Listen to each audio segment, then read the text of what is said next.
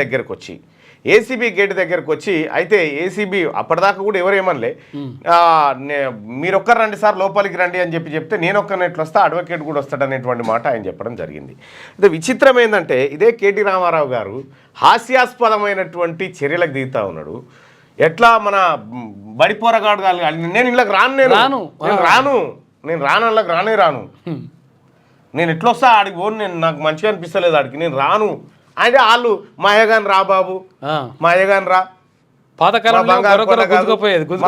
కొండ కాదు మా ఈ కార్ రేసు కాదు రానైనా మా వజ్రాల కొండ రా మంచి కాఫీ తాపిస్తాం చాయ్ తాపిస్తాం అన్నీ ఉంటాయి అంగి మీద మరకలు పడకుండా బట్ట కప్పి మీదికెళ్ళి 2 ముద్దలు తినిపిస్తాం రా బాబు అంటే కూడా నేను రాను అని అలిగిపోయిండు. అలిగి గట్రీ కాగితం ఇక పట్టుర్రి అని చెప్పి అలిగి ఆడ కాగితం ఇచ్చేసిపోయిండు. ఇక అటు ఈడీ వాళ్ళు పిలిచే కదా ఈడీ వాళ్ళు పిలిస్తే ఈడీ వాళ్ళకి చెప్పినట్ట నాతోటి కాదనంటే మంచిది బాబు అట్లాగే మీ దయ మీరు ఎప్పుడు రావచ్చు లేకపోతే లేదు